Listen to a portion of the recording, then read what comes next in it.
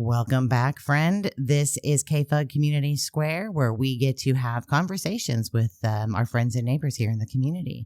Today, we are honored to have Lisa Cundell, candidate for District 4 Board of Supervisors seat, and you are running against Margaret Sargent and Chairman Joey Borges, who is the incumbent. Yes. All right. So go ahead and tell us a little bit about yourself and why it is you're running. Okay. So Crescent City is my chosen home. I moved here several years ago and put down some pretty deep roots because this is my home for sure. I've been wanting to live in the Pacific Northwest since I was in college, back when the dinosaurs were driving cars. Just love it here. And what I found over the years is that there seems to be some need for a little better communication to the community on when there's public input for things, how public input happens, how we connect with our representatives. And I'd like to be a representative that's easy to connect to and gets back to you. So what do you mean connecting to our representatives? Can you explain that a little bit?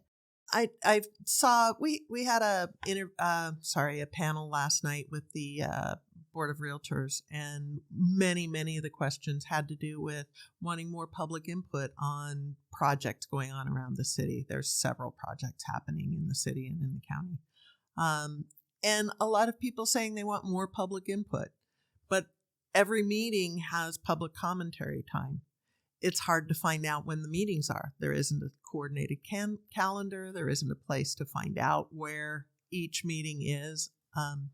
For example, some of the high-rise buildings, I know there were lots of public hearings, and people still feel like they didn't have a chance to have input. And I think we need to work on that. What would your idea be for that? I think if we had a coordinated calendar for every organization, every county government office, kept up to date, it would be well worth our time.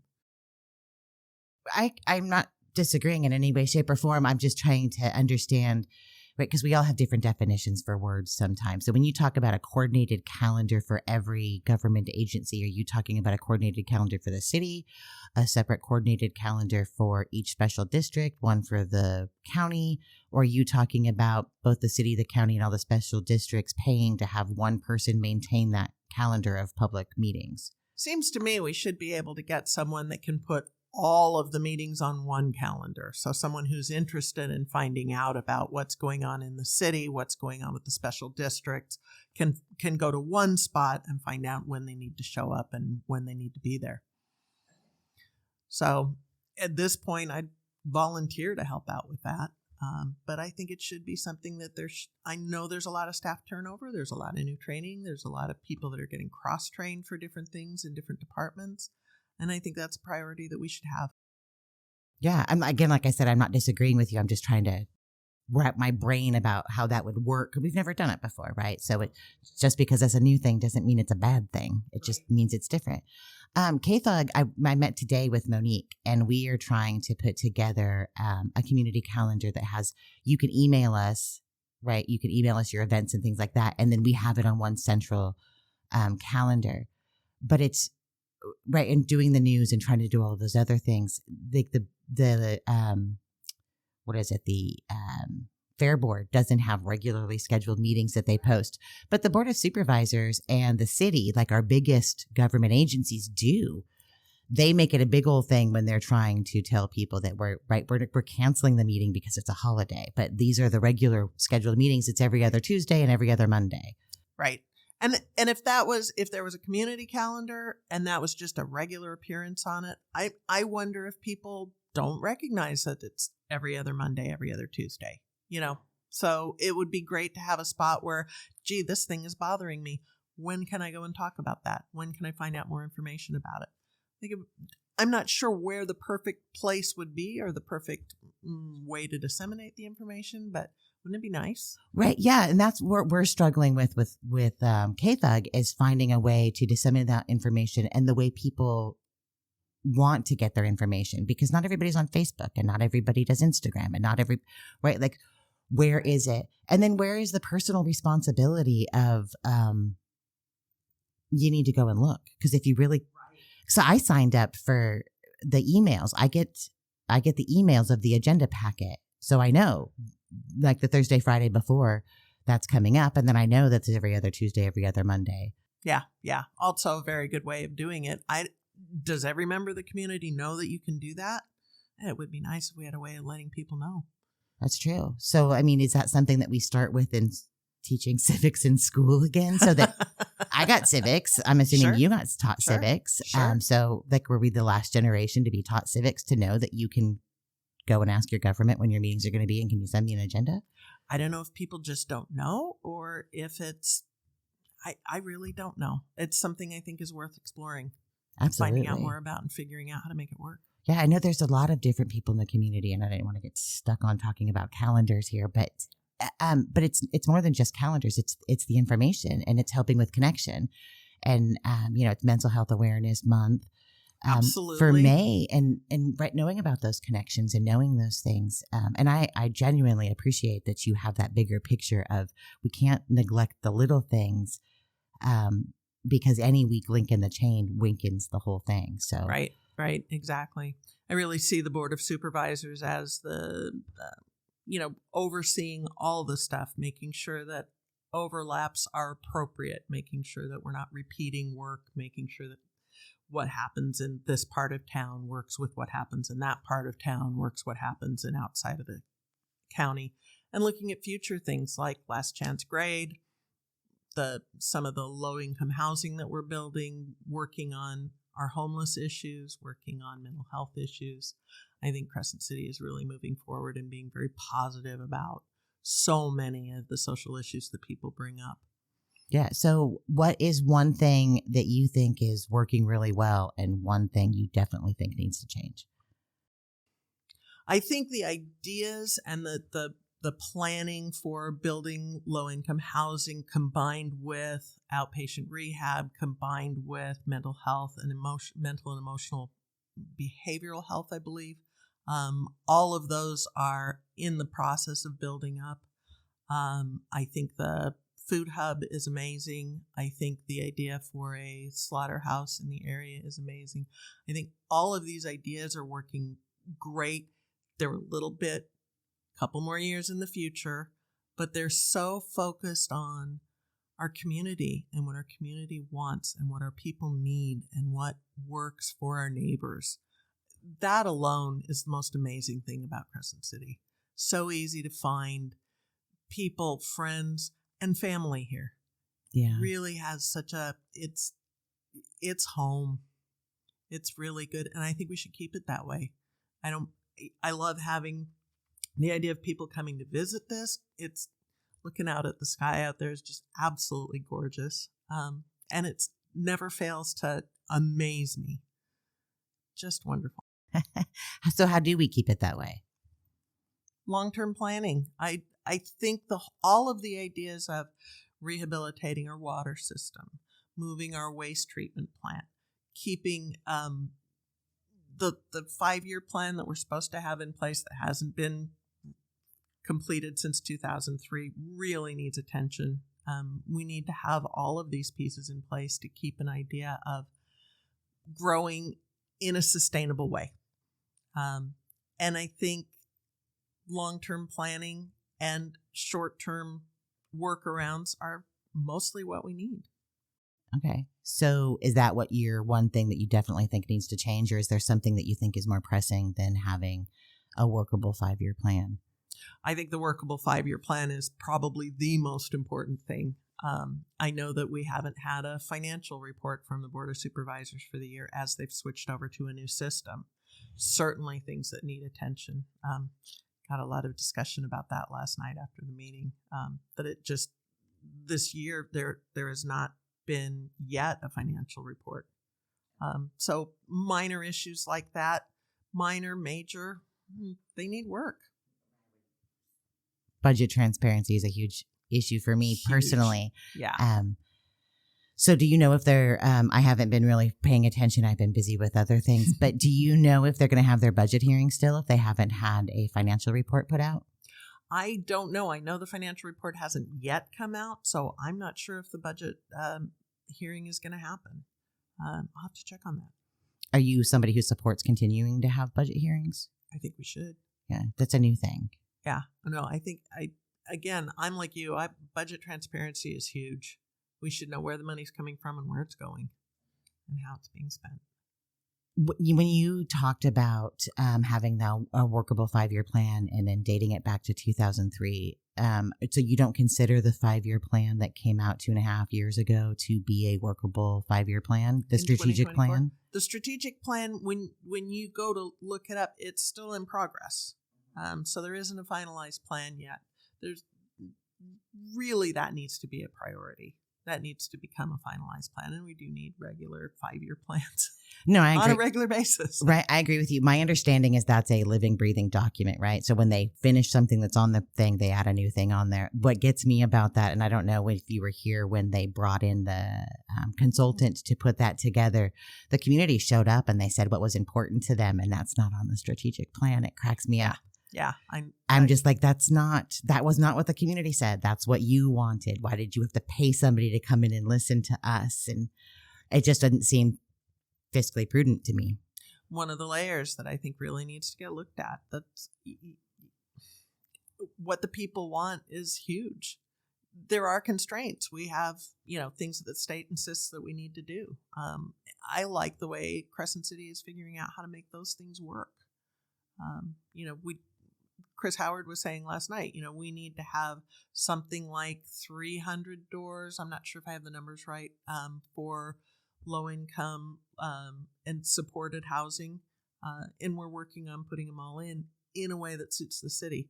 It's not going to make everybody happy. It's one of those things, but it's necessary, because we have people living in the swamp. We have people living, out on the streets, and what it costs us in terms of healthcare, in terms of cleanup, in terms of, how our community looks.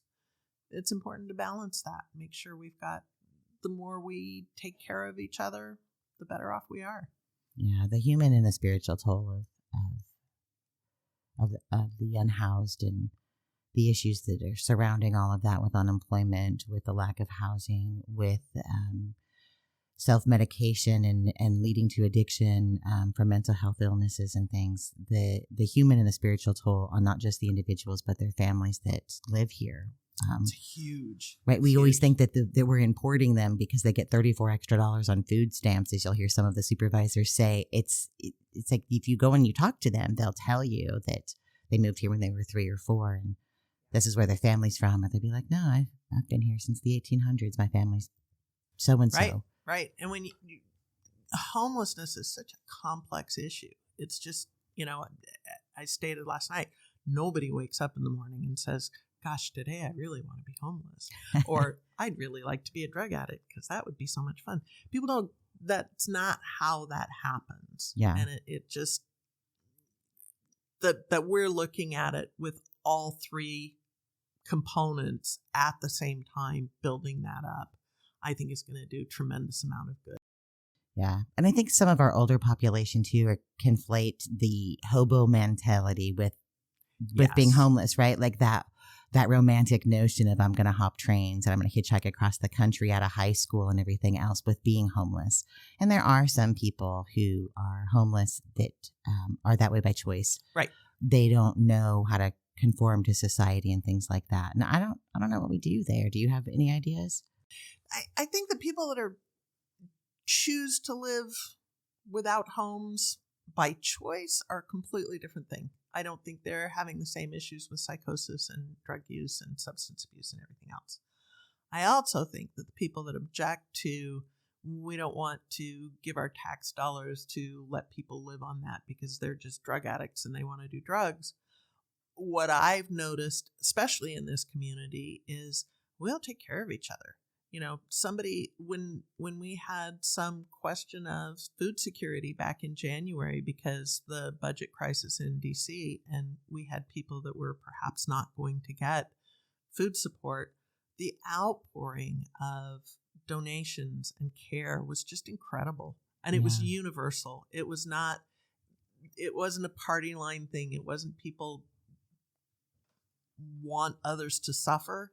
It was very much taking care of each other. Right. But it was a party line thing that caused that crisis to begin with. There's that. There is that. When it comes to, so like if we look at the teachers within our community, and they're using their own money to buy snacks and foods and things for the classroom, and then you hear other people in the community are just like, well, you're at this school and half the kids in your class can afford to do those things. And my favorite response from a teacher was, I would rather feed 99% of my class that don't need food than to let one kid who's hungry, sit in my class all day, hungry. Yeah. They'll all learn if they're all fed. Right. And, right. There's, and our food council is doing so much good, but affordability is a big deal. Yeah. It's definitely getting harder. Yeah. Yeah. And I wish I had a crystal ball, but I really don't see things getting a whole lot better over the next year. We have fuel prices going up. We have grocery prices going up, and things are dicey. I think the community of Del Norte County is going to be leaning in and helping each other. I've talked to several people, during COVID, there were food shortages. There were a lot of empty shelves. It was hard to get by. Paul up at Ocean Air Farms said, they did a lot more business then. And he's prepared to get a lot more business if we have problems. And the food council's there, and we're looking at getting ourselves sustainable, which I think is huge. Yeah, absolutely. So when we talked about different things with sustainability, I know Margaret was talking about being the self-reliant and doing those other things. And then you mentioned again here today, which is something that she's also mentioned, was moving the wastewater treatment plant. Have you talked to the engineers that operate the plant or to the city manager? I lovingly refer to him as Mr. Amberweir. But have you talked with Eric about those things to see why it needs to be where it is, or how much it would cost to move it, or any of those other things? I have not. I have a call in, and I'm waiting for a return on that one. Gotcha. Yeah, sometimes it's... If we take our time, I know they've got important stuff to do, and, Yeah, it's difficult to get those connections. I know when I ran, I had the same issues. So, right, there's campaigning, and when the elections are and the whole thing, like making the decision in the primary, is they all benefit the incumbent. And once you're the incumbent, you don't want to do anything to change that. So right, exactly. I do understand from the economic summit last week that what the engineering study says is that we do have to move that wastewater treatment plant. It's too close to the ocean. So, where would you move it? And do you remember how much they said it would cost to move it? I do not recall those points. I'd have to look that up. Yeah, same. That's why I asked you. I don't have it right off the top of my head either. Yeah. Do you? How do you feel about the rate hikes and the protest? Are you for the rate hikes? Are you against them? I have a hard time weighing in on that, because I don't have a dog and I have a septic system. However, I do recognize that Berks Track has been paying an extra premium because they needed to pay that to get hooked up to the system in the first place. And I understand that the raise in the premium is not taking that into consideration. And I think that should be considered as part of it. It's not fair to double tax. It's not a tax. I get it. But it's not fair to double up on their extra. And that's certainly something that needs to be considered. Do we need to raise sewage fees? Yeah, we do. Our sewage system needs help. They're pumping stormwater out to keep it from overwhelming the system. We can't just wait until it completely breaks down. So you don't think it's because we're building new housing that we are all getting our rates raised? No, I don't think that that's a non-issue. But I don't think that's the reason why we need to fix the pipes that we have. The system that we have as it is having troubles. I think it was last overhauled in I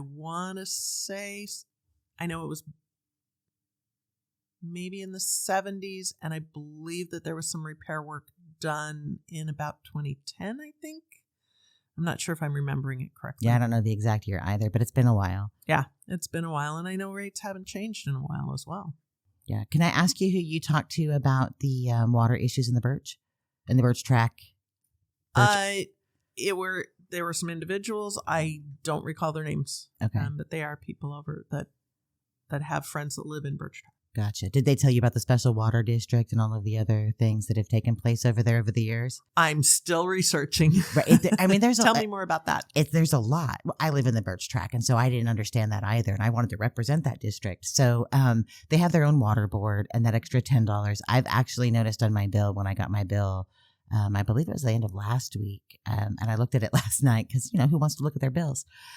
Typically, I paid like $98 and some change, and that's an extra $10 for the service fees and all of the other things that the language of calling it a tax irks me just a little bit because of the literal side of my brain is like, it's a usage fee. It's not a tax.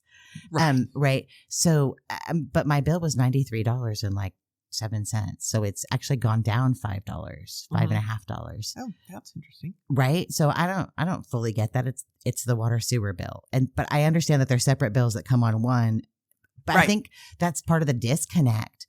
I think that's a huge issue within our community. We are so accustomed that this is the standard of this bill.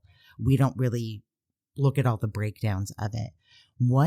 What do you suggest with our low reading scores, our low comprehension, and that just is an issue that we're trying to address as a community? What do you suggest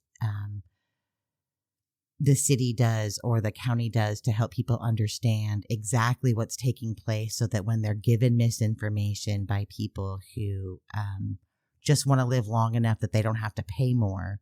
And then we have 44% of our community is below the poverty level or right at the poverty level. So 44% of our community is going to be hurt by this. Sure. $10 is not nothing when that's the difference between whether you eat. Yeah. Right, that's just the Birch Track. But I don't remember the exact price it's going to go up to. So at the end of 5 years, my electric or my water sewer bill, again, combined, the two of them together will be more than my electric bill, my average electric bill. Now, because I don't know about you, but my electric bill has doubled in the last couple of years, and I'm not using more power because that's going up too like crazy. And which also means that those increases are going to be impactful. They're not nothing. It's not, it's not that there's no compassion in that, but there's also a need to, I mean, you can't figure that a sewage system's going to last forever. Yeah. And this is operational expense. This is not to overhaul the building or exactly. It's to operate it on a daily basis. Yeah. Yeah. And my understanding is they are also needing to repair and replace some pipes. I think that's a separate issue. Is it really? I thought it was included in the. No, my understanding, and I'll see if I can get in with Eric and ask him specifically. It's my understanding that the operation expense is being covered by the rate hikes. You're going to pay this, and this is what we need to operate. That $50 million that keeps getting talked about is a grant that is coming in to do the facility repairs, to replace the pipes, to do those other things. So the rate hikes is just to maintain the facility and operate, not to fix the things that need to be fixed because we kick the can down the road. Yeah, yeah. And everything costs more right now. It's not surprising that we do need a rate hike. It's tough to swallow that we need such a huge rate hike over what, 5 is it 5 years? Over 5 years. Well, that's partially because the same people who are trying to stop it now stopped it 10 years ago. So instead of little incremental increases, we're going to get a big one. Yeah. And we can put it off, but the day we've got, untreated sewage because we cannot maintain it anymore, nobody's going to be happy, Talk about being up shit creek, huh? Whoa, no kidding. Right. And that's what politics is, I guess, is trying to find that balance of compassion. Like you were talking about, like you have compassion for this. Do you have any kind of solutions or suggestions or ideas for those who are really going to struggle to pay their water sewer bill? I have to take a real close look at it. I honestly think that there's there has to be some help, some relief that we can find somewhere. Even if that's in support in other areas, if we can get food support, if we can get, it's going to take a lot of research and a lot of talking to people and a lot of listening. It's, in the end, it's not nothing. We can't just say, sorry, you got to pay more money. Nobody on Social Security is getting a raise because their sewage bill went up, right? So we need to figure these things out, and we need to figure it out as a community. If I'm not mistaken, I think there's some need for the utility improvements or utility maintenance to monies to come from the utility prices themselves. And so there has to be some balance in some way of making it work. It would be great if we could have new developers come in and just have them pay for it all. That'd be nice. Yeah, that would be nice, to find outside money just to do those things and to put up grants like we have the LIHEAP program for electrical bills. And I think this is where poor people economy kicks in, to be honest with you. And we help each other figure out how to rob Peter to pay Paul. Unfortunately, it seems like that's the way so much of people's economic lives are getting balanced right now. That's so difficult. And I see us, gosh, what was I on? I was on some discussion group, and they said everything north of Sonoma County has absolutely unreasonable grocery prices. And I'm like, I don't know that we have that. So, I asked, well, where did you get that information? Because I can go down to Safeway and milk's $3 a gallon. I don't know that it's cheaper south of Sonoma. Right. It must have been on sale that day. Maybe it was. Right. Which grocery store was milk. That? Neither do I. I asked someone I know who has kids. I buy it because when the kids come to visit, but same reason, milk is gross. Unless it's chocolate milk. And Alexander's milk is not gross. It is good. Right. Very good milk. It is Alexander's chocolate milk is really good. And I don't mean to piss off the Alexander family when I say this or to upset you, but were you here when Chairman Borges had his dairy? Because his chocolate milk was amazing. No, I was not. Oh. I missed that part. Oh, it was really good. It was really, really expensive. Even then, it was expensive. And today, I'm sure it would be like $100 for a little half pint. But what did he put in it? I don't know. I have no idea. Maybe we can get the recipe. I don't know. Right? Maybe his mom was making it the whole time, and that's why it was as good as it was. Because I hear she's an amazing cook. That would make sense. Yeah, you gotta love Mrs. Borges. But yeah, it was really good. So I'm sorry you missed out on that. Yeah. I don't drink milk anyway, so does not agree with me. I'm gonna have to go with Joey's chocolate milk was good to know. I don't even remember the name of his dairy. I just remember the chocolate milk. Okay. So is there anything else you want the community to know of why they should vote for you, when to come out and vote, when the last day of registration is? Last day of registration is June 2nd. I'm pretty sure you can register at the polls. I'm pretty sure you can. And I should have asked Mrs. North. Ballots should be out. I got mine last week, so I've talked to a lot of people that have already gotten their ballots. Vote by mail, vote in person, drop off your ballot at the polling places. We have great poll workers here too. We really do. Yeah, I've met a few of them. They're really nice people. And according to Elisa Northrup, we need more poll workers for people to volunteer, and youth can volunteer with parents' permission. That's very cool. I do see a lot of youth getting involved in some of the organizations we have in town, and I think that's great. I'd like to see kids doing all the organizational things they're working on. It's really nice to see. Do you have, I'm going to ask you another question here. Do you have ideas and suggestions and ways if you win for District 4, how you would incorporate youth and get them to participate in the community, in the political process, in our democracy and making decisions for our community? I would love to work with any of the organizations that would have us come and talk to them about how youth can be involved. I think True North is doing a good job with bringing youth on board and getting them into leadership roles with youth.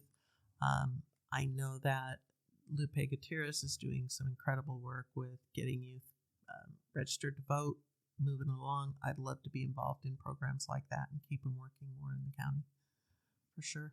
Nice. So if you had a magic wand and you could fix one thing just by waving it, what is that one thing?